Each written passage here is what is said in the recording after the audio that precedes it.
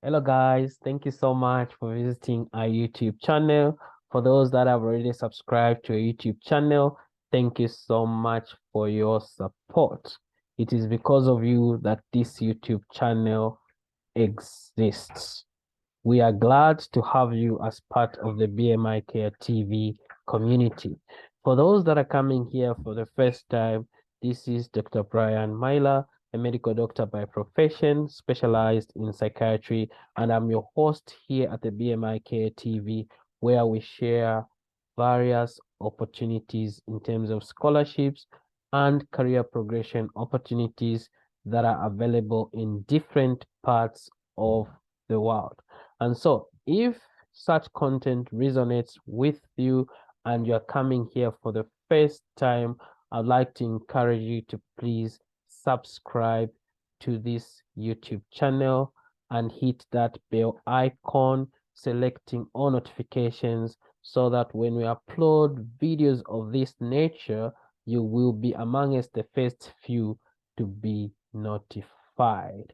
And so, friends, even before we begin talking about the Australia Awards scholarship in this video, in terms of what the scholarship is all about and what benefits does one get when they are given this scholarship, what conditions are tied to this particular scholarship, and the how to apply information such as participating countries, participating institutions, and the how to apply steps that you may want to ensure you follow if you are considering applying for this particular scholarship. I would encourage you to please give this video that thumbs up so that it can be shared to a number of people throughout YouTube. And not only that, friends, share this video to those of you that may have friends, family that may be looking for scholarship opportunities such as this one. And so, without wasting much time, we will jump right into talking about the Australia Awards scholarship. So, in you can see that we are on the website for Australia Awards, the Australian Government, Department of Foreign Affairs and Trade. And so, when you talk about Australia Awards scholarships, you're basically talking about long-term awards administered by the Department of Foreign Affairs and Trade. They aim to contribute to the developmental needs of Australia's partner countries in line with bilateral and regional agreements. They provide opportunities for people from developing countries to pursue full-time undergraduate or postgraduate studies at participating Australian universities and technical and further education institutions. And so the study and research opportunities provided by Australia Awards scholarships develop the skills and knowledge of individuals to drive change and contribute to development in their own countries. And so in terms of benefits, friends, this is a fully funded scholarship. And so you will not have to move your financial muscle if you are awarded this particular scholarship, because this scholarship, friends, provides full tuition, travel expenses, establishment allowance, contribution to living expenses, introductory academic program, overseas student health coverage, that is insurance coverage. And this, you have to know that if you're going to be traveling with family, you may have to find, you know, funding in terms of insurance coverage. And for those that may be traveling with children, you may need to ensure that you have enough finances and additional costs that may be coming into for them. And then in addition, friends, this scholarship opportunity provides pre-course English funding. That is for individuals that may be required to go through an English program before starting their academic studies. And in case you need supplementary academic support, you will be funded for that as well. And then for those that will be undertaking research programs at master's and doctoral levels of study, fieldwork will also be funded. Now, in terms of conditions, friends, you must be sure that you sign a contract with the Commonwealth of Australia declaring that you actually understand the conditions of the scholarship if you're looking to accept an Australia Award scholarship once it's given to you. And in addition to that, friends, there's a 2 years home residence requirement. That is, after you've completed your studies in Australia, you may need to return to your home country for 2 years. But if you do fail to return, then you may incur debts that will be equivalent to the scholarship that will be given to you to the Australian government. And so, in terms of the how to apply, friends, these are the participating countries. So they have actually been divided in terms of regions, that is Asia, Pacific, Middle East, and Africa. So in terms of Asia, those are the countries. You can see them over there. Then in terms of the Pacific region, those are the different countries. Middle East, they are actually referring to it as the Palestinian territories, and then the African region. And they also highlight the in-country contacts in case you need to, make an inquiry, and in case you have to, apply maybe through email if you do fail to apply through the online portal. And so for the African region, these are the countries. They include countries from the sub-Saharan African region and also North Africa. You can see them on this list. So a number of countries are covered, friends. And so if you're on here, you know that then you're eligible to apply for this particular scholarship. And then there is additional information in terms of the application opening and closing dates. So you can see that the different regions have got opening dates as closing dates, as well as the contact information. So in terms of the opening date, by the time we are releasing this particular video, you will notice that the applications will have not yet opened. And so the application portal is opening on 1st February 2023, and the closing date is 1st May 2023. And so pretty much the same for all countries and regions. You can actually see on this list here. And then in terms of participating institutions, you can actually see the different universities and the different professional development institutions that have been highlighted here, all the way from the Australian Catholic University to the William Anglis Institute of Tafe. So these are the participating, institutions that you have to look out for if you are considering applying for this particular scholarship. And so if I want to apply for this scholarship, what should I do? So before you do apply, you need to first of all take note of the opening and closing dates for your country. And so when you go to the participating countries, you take note of either your country of citizenship or residence, or the region from where you hail. And in this case, this really applies for the African region. So when you go to your region or your participating countries, you need to click on that link and then see specific information that applies to your region or to your country in terms of eligibility, priority areas of study, and the how to apply, section of the information. And once you've done that, friends, the next thing you need to do is you need to read the Australia Awards Scholarships Policy Handbook, because they highlight that if you are considering to accept an Australia Awards scholarship, you need to ensure that you have read this particular handbook. This handbook has got eligibility requirement information, selection processes, entitlements, and responsibilities. So you will have responsibilities as a recipient of the scholarship. So you have to take note that the Department of Foreign Affairs and Trade may revise and update the handbook at any time without notice. And this handbook is actually available online. So when you click this link, this link will take you to the handbook, and you can actually read that particular information.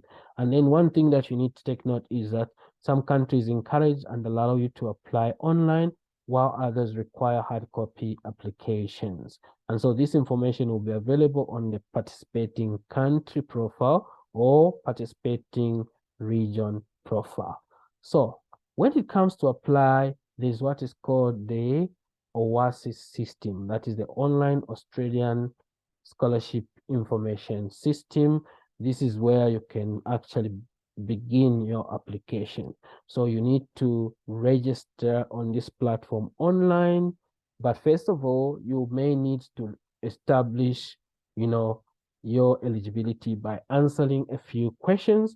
And once you've been told that you are eligible, you will be given a unique registration number, a username, and a password, and then you can proceed with your application.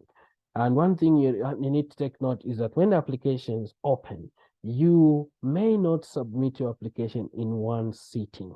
You may begin working on your application and updating it, making sure you are editing it, making sure that you have a quality application by the time you're making the submission.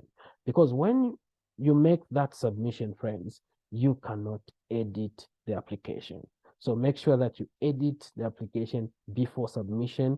Make sure you review it and make sure that the application is coherent enough and it has all the supporting documents that you may need. And so as you do that, you want to ensure that you are referring to the applicant's online user manual for the OASIS platform. But if you do find that you're having challenges to apply on the OASIS platform, there is a provision of applying by email. So for you to do that, the first thing you have to do is to write to the contact email that has been highlighted for your region or for your country, asking for a PDF application form, which you then can actually print, fill it in, attach all the application, documents that may need to accompany the application form, and then send it back to that same email. And so in terms of reference documents or in terms of the recommendations, there is a referee report template, which again is a PDF template, which you have to download and then share with whoever will be completing your recommendations. So I'll show you how this form looks like at the end of this video. And so in terms of looking at the participating countries, we talked about these earlier on in the video, but just to highlight, so those are the countries. And in terms of looking at specific information, so you can click on your country. So let's say my country maybe is Bangladesh. So if I click on Bangladesh, I will be able to download this PDF document, which highlights the priority fields of study. And as you can see them here, and then it highlights the level of study that is going to be funded. So in case of Bangladesh, they are funding master's degree programs. And if I look at, an additional country, for example, Laos. So if I look at Laos, I'll find here that they highlight private fields of study also, but also they highlight that they are covering some undergraduate level of study, in this case, diploma and advanced diploma. They are also covering master's degree and doctoral level of study. And if I look at another, country like Cambodia, you will find here, friends, that yes, they highlight the fields of study, but they also mention that the funding opportunity available for this country will cover both master's level of study, and PhD level of study. So this is particularly why you should actually look at the specific information that applies to your country or that applies to your region. Now, if I look at Pakistan, again, there are some priority fields of study, but in terms of the level of study, they are saying this is only for master's level of study. Then if I look at Tonga, for example, you find that there's one stream of scholarship that basically covers postgraduate study, though they say special consideration can be made for undergraduate degrees. But for the next stream, which is the Australia Awards Pacific Scholarships, they say this pathway is available for both undergraduate and postgraduate level of study. What about if we look at Fiji? So if we look at Fiji, you will see that this covers both undergraduate and postgraduate studies at Australian institutions in these specific areas.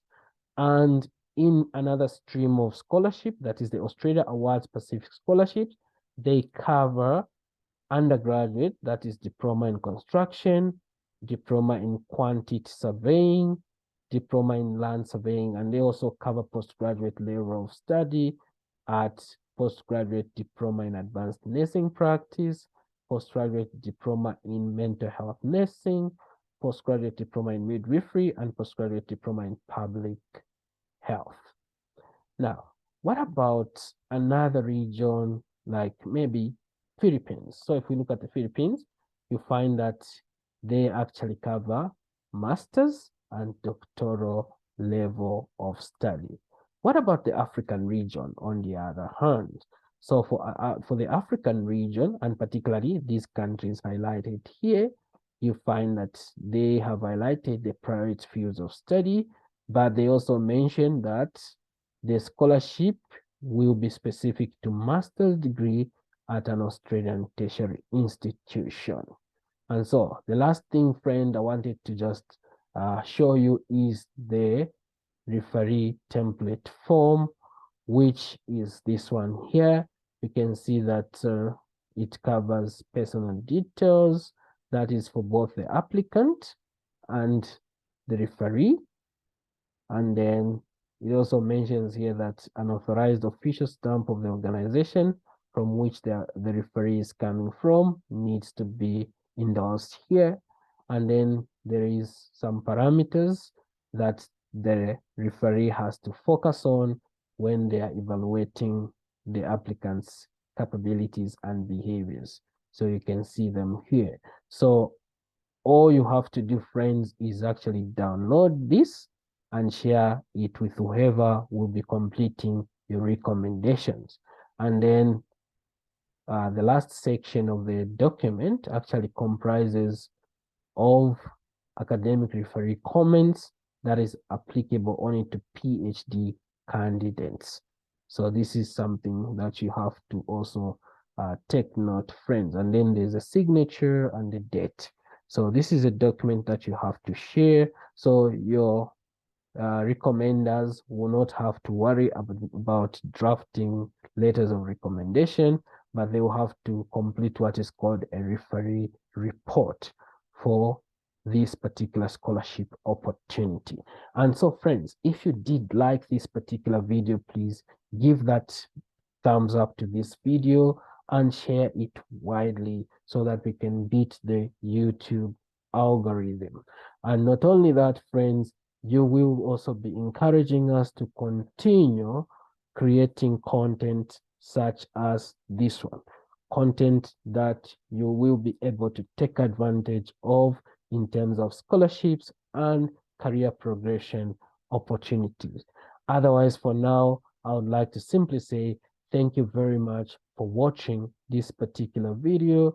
Until I meet you in another video, it's bye-bye for now. Thank you.